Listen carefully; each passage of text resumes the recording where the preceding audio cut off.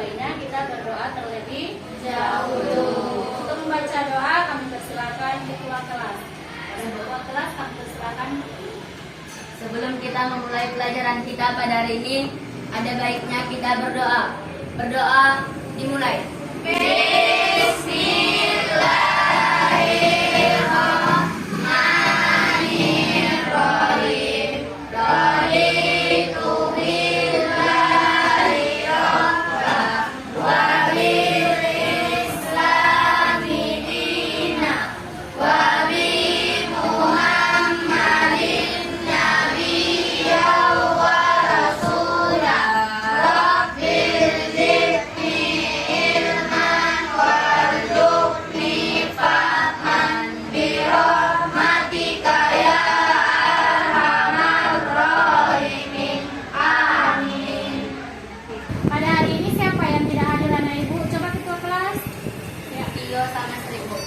Tio sama Sri. Kemana Tio dan Sri-nya? Tio sakit, Sri absen. Absen nggak ada kabar berarti ya. Kita doakan semoga Tio cepat sembuh dan bisa besoknya lagi belajar seperti biasa. Oke. Kita sebelum masuk pada pelajaran berikutnya, Ibu mau menanyakan nih, apakah anak-anak Ibu hari ini masih ingat pelajaran minggu kemarin? Masih.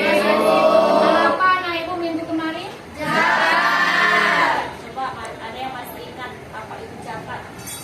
Coba Fajar, apa itu zakat? Zakat berarti tumbuh dan berkembang, kesuburan atau bertambah. Atau zakat menurut bahasa dapat pula berarti membersihkan atau mensucikan.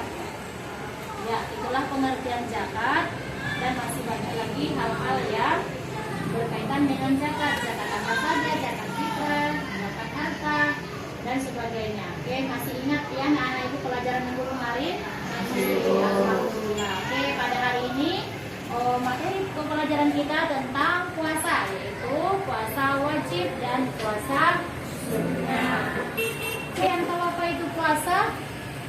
Menahan lapar dan haus, Bu. Nah, lapar dan haus. Ada lagi? Coba Salwa, apa itu puasa? Apa itu puasa? Pengertian puasa apa nak? Siapa yang bisa coba buaran? Apa itu puasa? Puasa diambil puasa dari bahasa Arab yang dipanggil dengan Ya, puasa itu adalah menahan lapar. Puasa itu berasal dari bahasa Arab yaitu saum dan artinya menahan. Untuk lebih pahamnya anak-anak Ibu, mari kita simak pembelajaran kita berikut ini. Silakan diperhatikan. Tapi sebelum masuk kita belajar, Ibu akan menyampaikan tujuan pembelajaran kita pada hari ini. Yang pertama yaitu supaya kalian mampu menguraikan apa itu pengertian puasa dan dalil puasa. Itu yang pertama. Yang kedua, supaya kalian mampu menelaah syarat-syarat puasa itu apa saja. Kemudian merinci tentang rukun dari puasa itu. Mari kita saksikan pembelajaran berikut ini.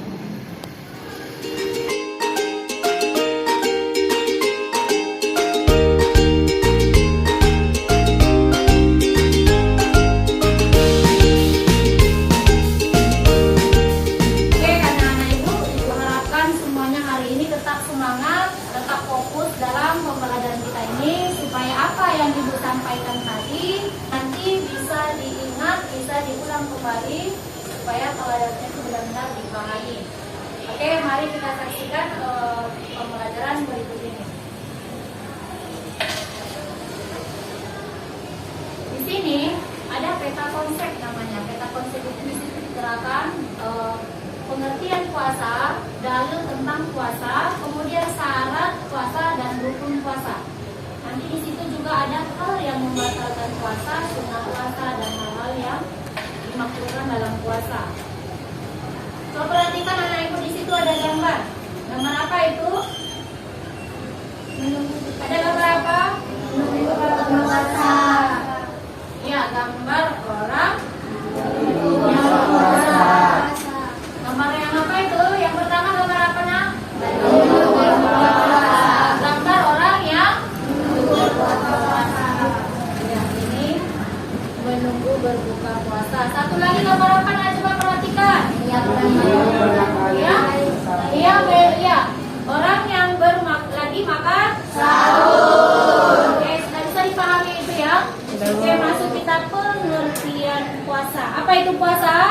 Ada yang tahu? Coba silakan dibacakan. Coba apa itu puasa? Siapa yang bisa? Saya, Bu. Coba Bung Haran. Istilah puasa dalam bahasa Arab dikenal dengan siam atau sabu yang berarti menahan atau mencegah, Bu. Ya, itu menurut bahasa. Sedangkan menurut istilah, siapa coba bisa? Coba, Maida. Sedangkan menurut istilah, puasa adalah menahan diri dari segala sesuatu yang membatalkan puasa. Sejak terbit fajar hingga terbenam matahari disertai dengan niat, syarat, dan rukun tertentu. Iya, nah itulah pengertian puasa itu menurut bahasa dan istilah. Nah, kemudian ada perintah tentang puasa ini. Nah, firman Allah yang kita jumpai pada surah Al-Baqarah ayat 183. Coba, siapa yang bisa membacakannya? Coba, Salwa, bacakan surah Al-Baqarahnya 183.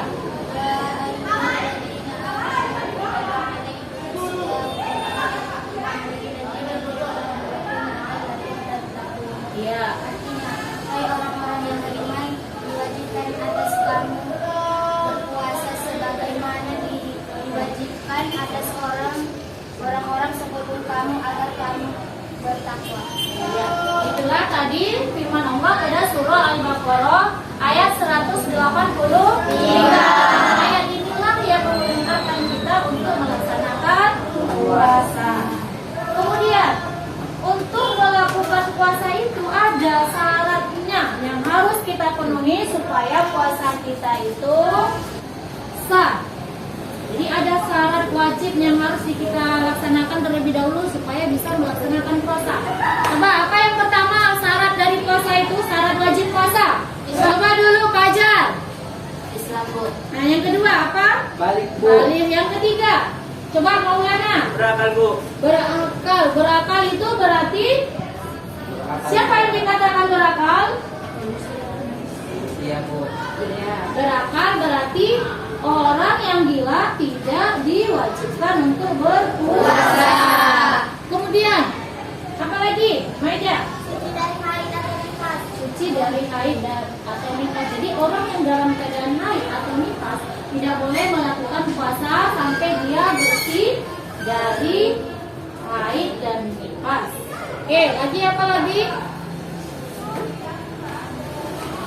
Ayo Salwa. Mampu atau kuat melakukannya. Mampu. Nanti mampu orangnya sanggup melakukan puasa.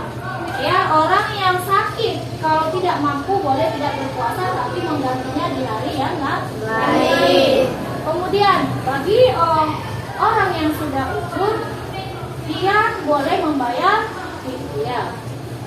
Kemudian apa lagi? Menetap, Bu. Menetap itu dia menetap di tempat di kota itu, tidak dalam keadaan musafir. Ya, orang yang musafir boleh tidak berpuasa dan menggantinya di hari lain. Nah, itu syarat-syarat puasa yang harus kita penuhi baru boleh melakukan puasa. Kemudian ada syarat lainnya lagi, syarat sah melakukan puasa. Coba perhatikan anak ibu. Bisa dilihat, syarat sah puasa ini harus dipenuhi terlebih dahulu supaya kita boleh melakukan puasa. Selain dari syarat wajib tersebut. Apa yang pertama syarat sah puasa itu? Ya, Maulana. Islam, Bu. Islam berarti di luar dari Islam tidak sah berpuasa. Ya. Lagi apa lagi? Mumais, Bu. Mumaiz. Mumaiz. Ya, mumaiz. Apa itu mumaiz? Bisa membedakan yang baik dan buruk. Dia mumaiz itu orang yang sudah bisa membedakan antara yang baik dan yang buruk, yang salah dan yang benar. Kemudian apa lagi syarat sahnya puasa? Suci dari haid dan nifas, Bu. Ya, suci dari haid dan nifas. Sama seperti tadi, orang yang dalam keadaan haid dan nifas sudah boleh melakukan puasa dan tidak sah puasanya sampai dia bersih. Kemudian apa lagi, Nak? Berpuasa bukan pada hari-hari yang diharapkan. Berpuasa bukan pada hari-hari yang diharamkan. Ada hari-hari yang diharamkan untuk berpuasa, seperti pada hari raya Satu Syawal, kemudian pada hari raya Idul Adha, pada hari itu diharamkan untuk berpuasa. Oke, itulah dia syarat sah puasa. Jika sudah terpenuhi syarat wajib puasa dan syarat sah puasa, maka kita boleh melakukan puasa.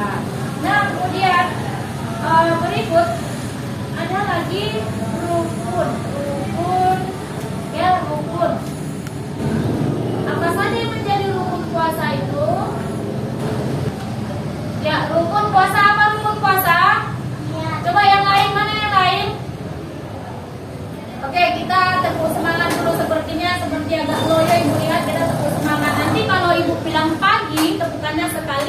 Kalau ibu bilang siang, tepukannya 2 kali. Kalau ibu bilang malam, tepukannya 3 kali. Coba, semangat. 1, 2, 3.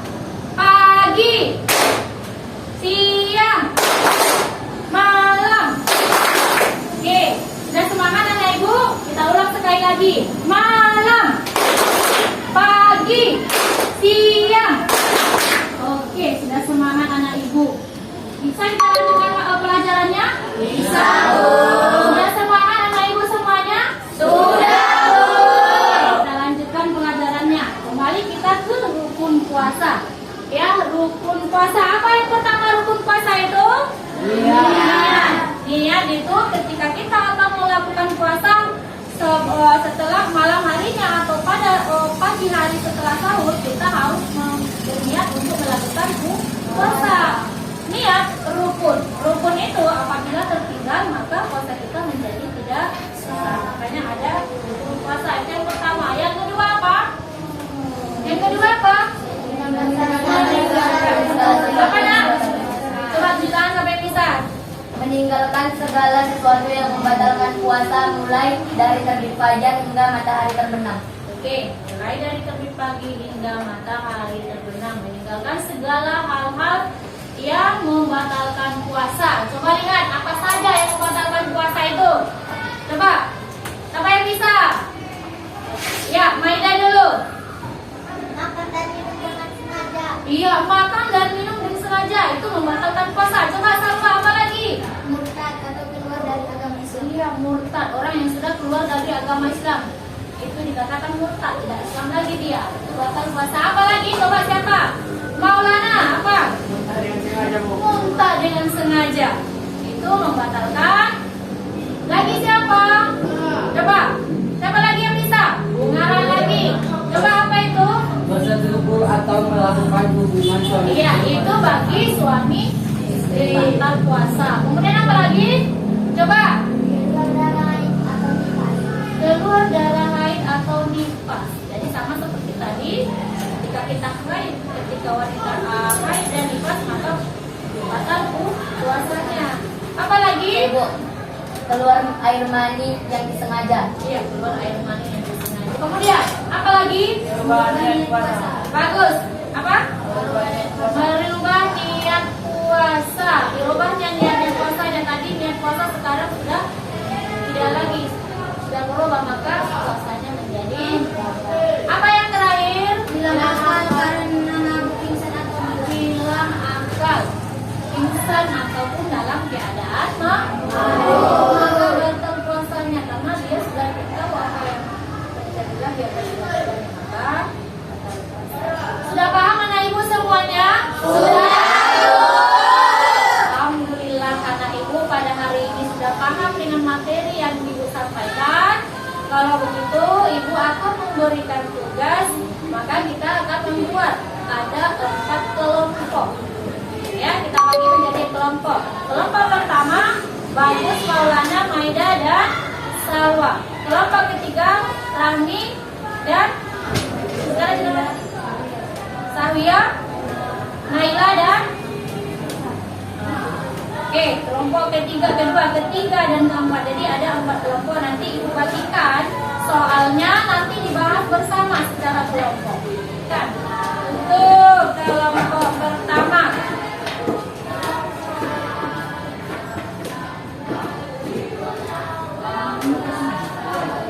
Kelompok kedua, kelompok ketiga, dan kelompok 4.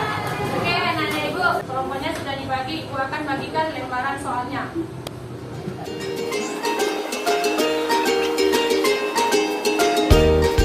Ibu kasihkan waktu 5 menit untuk berdiskusi. Kemudian nanti setiap kelompok maju ke depan mempresentasikan hasil kelompoknya. Oke, ibu kasih waktu 5 menit ya.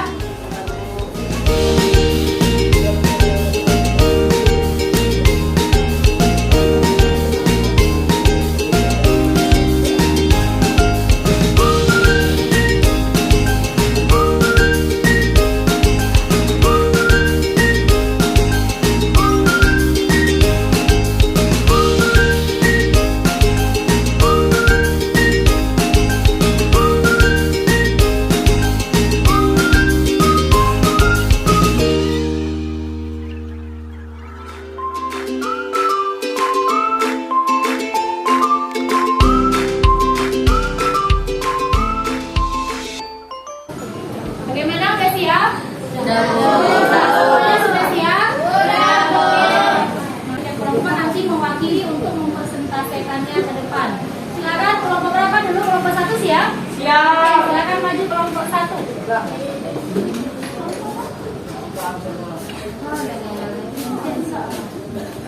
Assalamualaikum warahmatullahi wabarakatuh.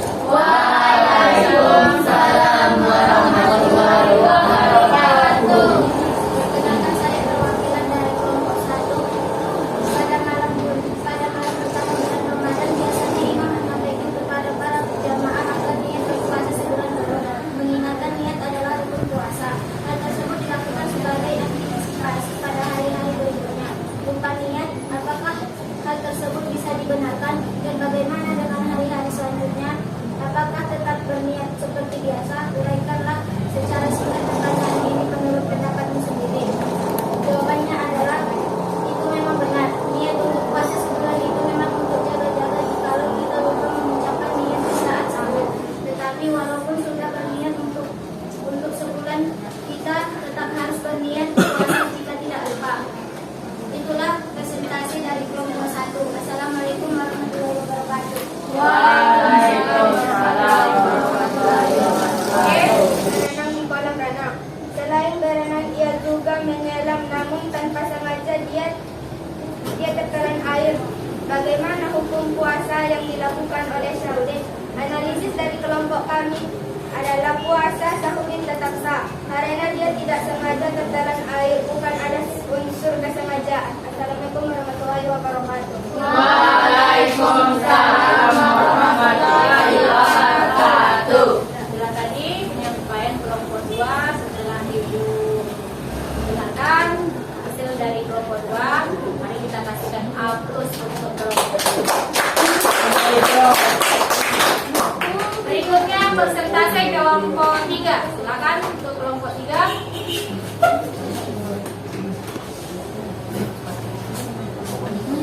Assalamualaikum warahmatullahi wabarakatuh.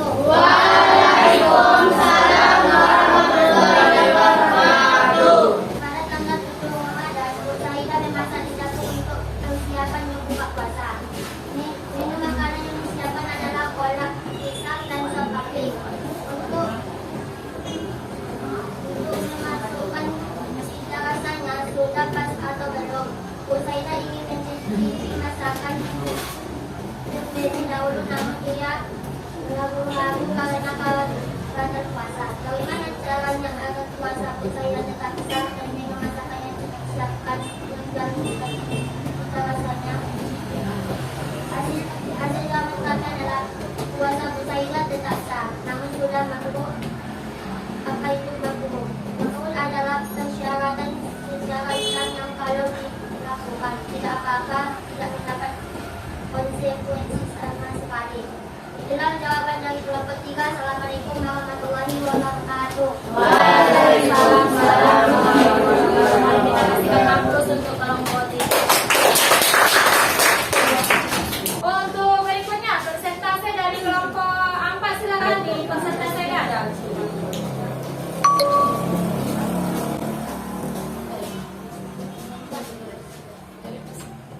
Assalamualaikum warahmatullahi wabarakatuh. Waalaikumsalam warahmatullahi wabarakatuh. Perkenalkan, saya perwakilan dari kelompok 4. Saya akan menyampaikan soal yang telah ditanyakan. Subhan berniat puasa Ramadan. Malam harinya ia melaksanakan sholat tarawih berjamaah di masjid. Pada waktu sepertiga malam, ia bangun untuk melaksanakan sholat tahajud, witir dan sahur. Sejak terbit fajar, ia berusaha menahan dirinya dari segala hal yang membatalkan puasa sampai terbenam matahari. Kemudian ia melaksanakan salat duha dan memperbanyak membaca Al-Quran. Sore hari menjelang berbuka puasa, ia memberikan makanan bagi orang yang berpuasa. Perilaku subhan yang termasuk rukun puasa adalah niat, menahan diri dari segala yang membatalkan puasa sejak terbit fajar sampai terbenam matahari. Itulah presentasi dari kelompok kami. Assalamualaikum warahmatullahi wabarakatuh. Waalaikumsalam warahmatullahi wabarakatuh. Kita kasihkan terus untuk kelompok. Oke, dari presentasi tadi dari 4 kelompok semuanya mendapatkan nilai